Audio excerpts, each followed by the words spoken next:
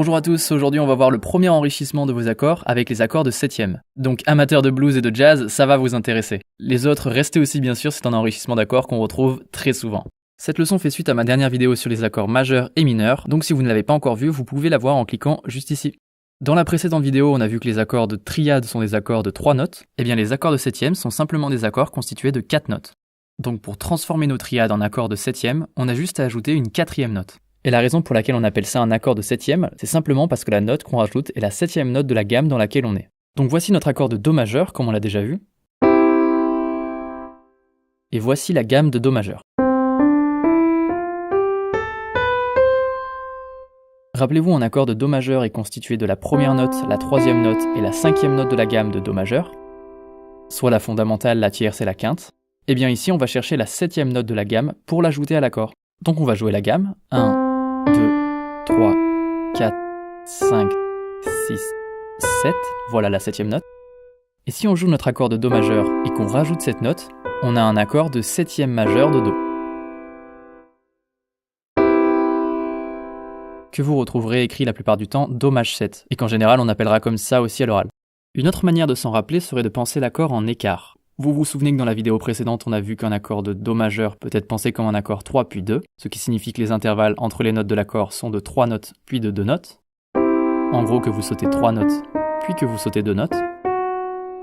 Eh bien, une manière simple de penser un accord de septième majeur est d'y penser comme étant un accord 3, 2, 3. Donc pour l'accord de septième majeur de Do, il y a un saut de 3 notes, un saut de 2 notes, puis un saut de 3 notes.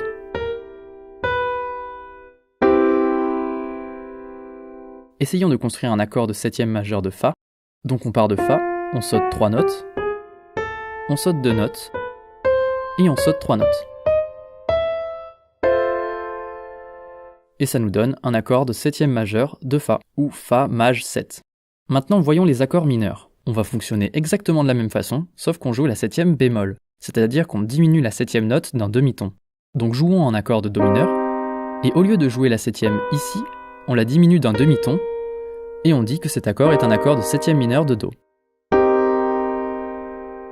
Là aussi on l'écrira comme ça, et on l'appellera plutôt Do mineur 7. Une fois encore, une autre manière d'y penser serait de réfléchir l'accord en écart. Ici donc ce serait un accord 2, 3, 2. Alors construisons un accord de septième mineur de Fa, ou Fa mineur 7. On part de Fa, on saute 2 notes, on saute 3 notes, puis on saute 2 notes. Ce qui nous donne notre accord de Fa mineur 7. Un dernier type d'accord important à connaître qu'on va voir, c'est l'accord de septième de dominante. C'est un accord qu'on retrouve beaucoup, surtout dans le blues et dans le jazz, mais aussi dans le classique. Et c'est un accord majeur avec une septième mineure. Donc c'est une sorte de combinaison entre un accord de septième majeur et un accord de septième mineur. Alors on joue un accord de Do majeur, et à la place de jouer la septième majeure, on joue la septième diminuée d'un demi-ton comme on l'a fait avant. Et ça nous donne un accord de septième de dominante de Do. Et on écrira souvent cet accord Do 7. Cette fois, on peut y penser avec la forme 3, 2, 2. Essayons de jouer l'accord de septième de dominante pour Sol. On joue Sol, on saute 3 notes, on saute 2 notes, et on saute 2 notes. Ok, revenons à Do. On a un accord de septième majeur, un accord de septième de dominante, et un accord de septième mineur. Et vous avez peut-être remarqué qu'entre chaque accord, seule une note change. Et ça peut être une excellente manière de les travailler. Vous commencez avec un accord de septième majeur, vous diminuez la septième, vous obtenez un accord de septième de dominante, et ici, diminuez la tierce, et vous obtenez un accord de septième mineur. Voici l'exercice que je vous propose.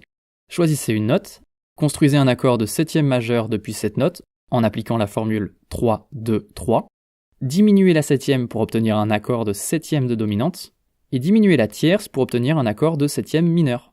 Et répétez cet exercice pour au moins 5 notes. Essayons cet exercice pour Ré. Donc on joue l'accord de septième majeur de Ré, on diminue la septième, on obtient un accord de septième de dominante de Ré, on diminue la tierce, et on obtient un accord de septième mineur de Ré. Une dernière chose, dans cette leçon, j'ai dit accord de septième majeur de Do par exemple, accord de septième mineur de Do et accord de septième de dominante de Do. Mais en général, à l'oral, il est courant qu'on les dise comme on les écrit.